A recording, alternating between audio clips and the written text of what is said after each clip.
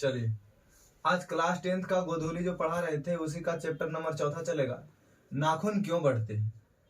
नाखून क्यों बढ़ते हैं, ये चैप्टर के नाम है। थोड़ा हंसी वाला चैप्टर है, नहीं लग रहा कि नाखून क्यों बढ़ते हैं? तो नाखून है ये, तो नाखून बढ़ेगा नहीं तो कुछ ही होगा, है ना। तो ये चैप्टर के नाम है नाखून क्यों बढ़ते हैं। देखिए, नाखून क्यों बढ़ते हैं, ये कहानी नहीं है, यही एक निबंध है। निबंध है, कैसा निबंध है? ललित निबंध है। कैसा निबंध है भैया? ललित निबंध है। नाखून क्यों बढ़ते हैं क्या चीज है? एक नाखून क्यों बढ़ते हैं एक निबंध है, ठीक नहीं।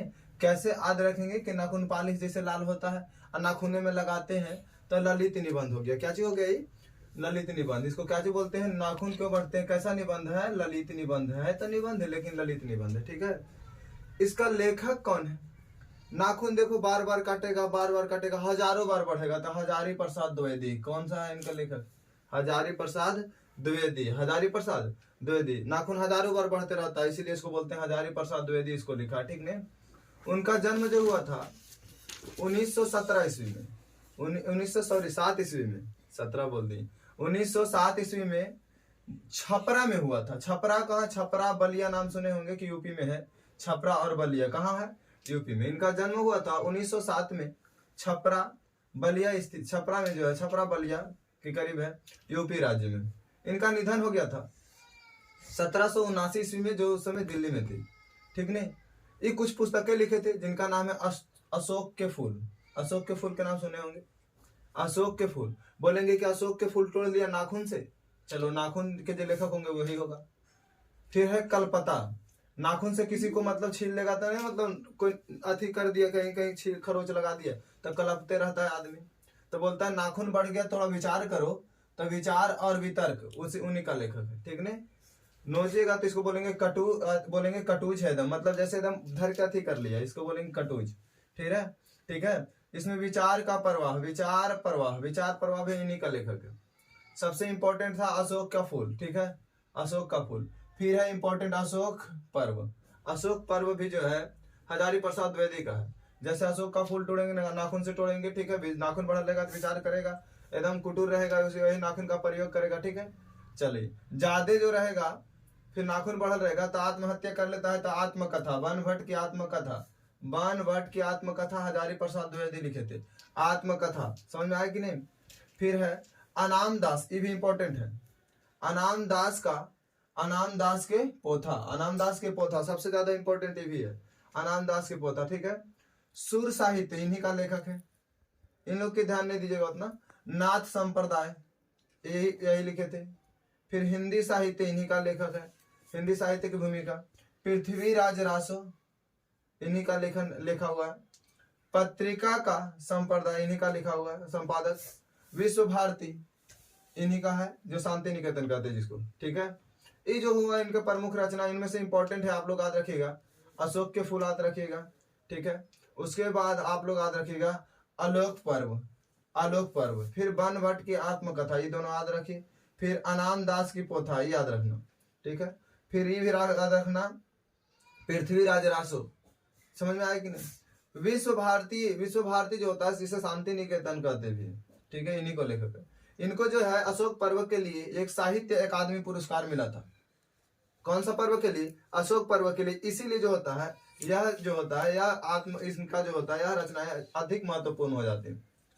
भारत सरकार द्वारा इन्हें पद्मा विभूषण पुरस्कार मिला। बोलेगा कि मतलब भारत सरकार द्वारा किन्हें पद्मा विभूषण पुरस्कार मिला, तो हम लोग बोलेंगे हजारी प्रसाद द्विवेदी को। किनको मिला? हजारी प्रसाद द्विवेदी को। किनको मिला था? हजारी प्रसाद द्विवेदी को मिला था पद्मा विभूषण पुरस्कार। समझ में आया? हम लोग फिर से बोल रहे हैं, सरकार द्वारा पद्मा विभूषण पुरस्कार किनको मिला था? हजारी प्रसाद द्विवेदी। इनका उपाधि भी मिला था डी लिट का। क्या चीज उपाधि मिला था? डी लिट का। भैया समझ में आ गया? एक बार फिर ट्रिक बताएंगे। चलो अब आते हैं कहानी पर। ये बहुत हंसी की बात है। एक बार ये जो थे, जो लेखक है, वो बैठे हुए थे, उनका एक बच्चा आया, बच्ची थी, आई, बोले पापा पापा। बोला मालिक की, बोल क्या हुआ? तो उन्होंने बोले कि नाखून क्यों बढ़ते। तुम कहानी जो लिख रहे थे तो उनको भी आश्चर्यचकित हुआ कि बताओ, कोई सवाल में सवाल है, नाखून क्यों बढ़ते है कि नहीं। अब कोई आदमी पूछ दे कि खाना क्यों खाते हैं, कोई आदमी पूछ दे कि सांस क्यों लेते हैं, अब कोई आदमी पूछ दे कि देखते क्यों हैं, ये कोई सवाल में सवाल हुआ नहीं। तो इस तरीका से ये आश्चर्यचकित करने वाला मतलब सवाल पूछ दिया। उनके पुत्री जो उनके बच्चे जो थे, पुत्री जो थी, वो पूछे, किनसे पूछे? माँ ऐसे पूछे, लेखक से पूछे, हजारी प्रसाद द्विवेदी से। तो हजारी प्रसाद द्विवेदी मतलब बताने लगे। अब देखो, कोई भी बच्चा के जब तक तुम बताएगा नहीं तब तक जो होता है उसका आत्मा का शांति नहीं मिलेगा। कोई भी बच्चा रहे जब तक उसको कुछ बताएगा नहीं तब तक आत्मा का शांति नहीं मिलेगा। तो फिर यहाँ पर ही बोलेंगे कि नाखून जो होता है, उन्होंने कहा, जो अथी थे, लेखक थे हजारी प्रसाद द्विवेदी जी, वो बच्चा को बताएं कि नाखून जो होता है ना बाबू, वह जो होता है हमारे आदि मानव के याद दिलाता है। मतलब आदि मानव को जो होता है उस समय जो था, नाखून बहुत महत्वपूर्ण थे। मतलब इससे जो होता है नाखून, तो बोलता है नाखून जो होता है बार बार क्यों बढ़ते। अच्छा, तो फिर बोलेंगे कि नाखून जो होता है बार बार क्यों बढ़ते हैं।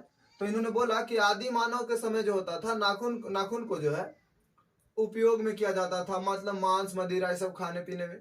पहले तो अग्नि का खोज नहीं हुआ था, तो फिर कच्चे मांस के आदमी खाते थे, हथियार की भी व्यवस्था नहीं थी। ये तो सिंधु सभ्यता ये सब आया उसके बाद खोज हुआ। ठीक है, क्या बोले जो हजारी प्रसाद द्विवेदी जी थे, वो क्या बोले कि नाखून जो है हम लोग के आदि मानव से ही चलते आ रहा। आदि मानव मतलब जो होता है पहले पूर्वजे लोग से चलते आ रहा कि नाखून जो है उसको रखते थे पहले, तो इसीलिए जो होता है नाखून बढ़ते रहते हैं। उनके बेटी ने पूछा था नाखून के, उन्होंने अस्त्र बोला। नाखून जो होता है सबसे पहला अस्त्र है। समझ में आया कि नहीं? अस्त्र किसको बोलते हैं, शस्त्र किसको बोलते हैं? चलो, अस्त्र बोलते हैं वो, जैसे नाखून है तो कोई चीज जो होता है सुरक्षा मतलब जो होता है, मतलब अपने सुरक्षा प्रदान करने के लिए, जैसे आरासी तुरंत नाखून से डरा देगा, तो इसी को बोलते हैं अस्त्र बोलते हैं। समझ में आया कि नहीं? अपना सुरक्षा प्रदान करने के लिए तो नाखून से होता था। और दूसरी बात, अपने सुरक्षा के लिए, खाने पीने के लिए नाखून भी जरूरी था। उस समय जो था तलवार उलवार नहीं होते थे, तो उस समय नाखून तलवार होता था। नाखून उसके बाद दूसरा रूप में आता है। सबसे पहले तो नाखून, उसके बाद फिर दांत भी नहीं होता, तो फिर अस्त्र के काम कौन करता? दूसरा रूप में होता है दांत। मानव जो होता है, इसमें बोला आदि मानव के समय से ही नाखून चलते आ रहा। फिर बोलता है कि नाखून को बार बार मतलब काटते क्यों हैं? तो उन्होंने बोला कि बार बार नाखून को इसलिए काटते हैं काहे कि जो होता है पुनरावृत्ति को भुलाने के लिए, मतलब इसको मतलब पुरानी यादों को भुलाने के लिए हम लोग नाखून बार बार काटते रहते हैं। कि नाखून तो पहले के समय बढ़ता था। समझ में आया? नाखून जो है कि पहले के समय में बढ़ता था। ठीक है, तो अभी क्यों नाखून को काटते क्यों है? तो उनको कहना था कि नाखून को इसलिए काटते हैं कि उसका जो है पुनरावृत्ति, मतलब जो है पूर्वजों के जो है कि मतलब उसका जो है पूर्वजों की मतलब पहले वाले याद को भुलाने के लिए जो होता है नाखून को काटते रहते हैं। तो बोलते हैं कि मतलब बार बार काटते हैं, बार बार मतलब बढ़ता क्यों है? तो गुस्सा में बोले कि निर्लज, बोलता है बेलज, निर्लज और बेहाया है। किसको बोला जाता है? नाखून को। बेलज, निर्लज और बेहाया है, नाखून को बोला जाता है। कहा कि बार बार काटेंगे, बार बार हो रहा, तो निर्लज है, बेहाया है, बेलज है। समझ में आया कि? फिर देखिए, हड्डी भी होता था उस समय। जो इंद्र भगवान अपने जो कवच बनाए थे, सुरक्षा कवच, दधीची मुनि के हड्डी से बना लिए थे। सुरक्षा कवच मतलब जैसे अभी बोलते हैं मूड़ी के सुरक्षा कवच को क्या बोलते हैं? हेलमेट बोलते हैं। उसी तरीका को जो है वो अपने सीने में बांधने के लिए, मतलब जो तीर, उस समय तो तीर कमान चलता था, तो तीर कमान से कहीं सीने पर चोट नहीं आ जाए, इसके लिए जो होते थे, उन्होंने सुरक्षा कवच बनाए। किनका हड्डी के बनाए? इंद्र भगवान बनाए, जिसे ब्रज बोलते हैं। कवच को ही क्या बोलते हैं? ब्रज बोलते हैं।